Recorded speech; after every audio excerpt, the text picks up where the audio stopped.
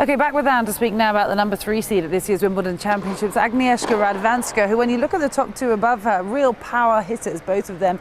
Aga's very different. She's known as the magician, you were telling me on tour. What is it that makes her so successful, considering her difference in power? Well, yes, and in women's game we talk a lot about aggressive tennis and power tennis, but with Radwanska she's quite slight compared to the other players. Doesn't have a lot of natural power, but she makes up for it in her feel and the way she can anticipate and the way she reads the game. She's a great tactician, she's got great variety, and she has the ability to absorb power very well and redirect play. How do you absorb power when you are facing some of the best players in the world? Well, quite often when you watch Radwanska play, she'll come up with a squat shot, the squat forehand or the squat backhand from the baseline, and it goes something like this, and she's able to follow through. Yeah. But unlike Radwanska, I struggle to get back up. But she's able to recover well and chase down the next shot. She doesn't play with, when you're up against her, she doesn't hit the ball that hard. And you feel like you can hit her off the court, but she just teases you into going for too much.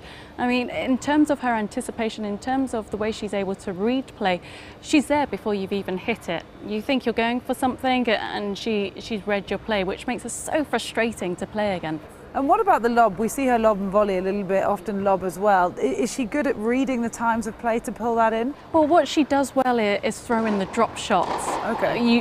When you least expect it as well, whether it's off the forehand wing or the backhand. Mostly off the backhand is where she plays the drop shot.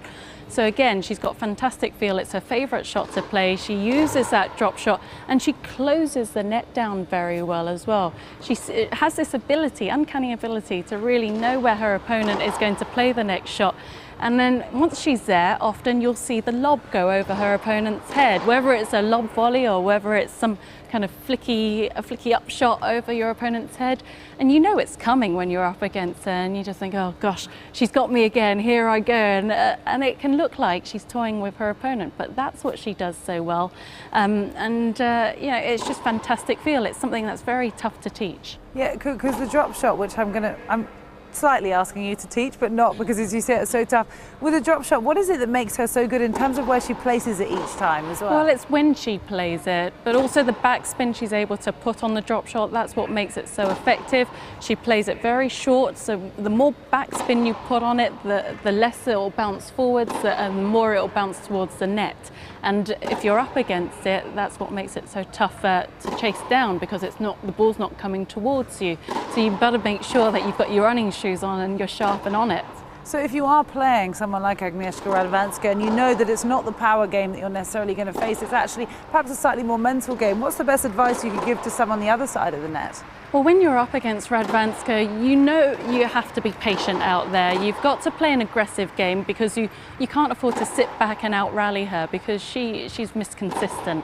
But you've got to pick and choose your moments very carefully, and it's a fine balance, and that's always a tough thing to get right when you're up against Radwanska. The number of times you see opponents play against her and try and go for that extra bit too much, I mean, it's often the case, but to be a great player, yes, you've got to be aggressive and everything, but she shows you also can be successful by being a fantastic defender and have fantastic feel around the court too. Yeah, causing her opponents to overhit and perhaps hit themselves off the court. She's the number 3 seed for a reason. It's fantastic to see that kind of difference within the women's game.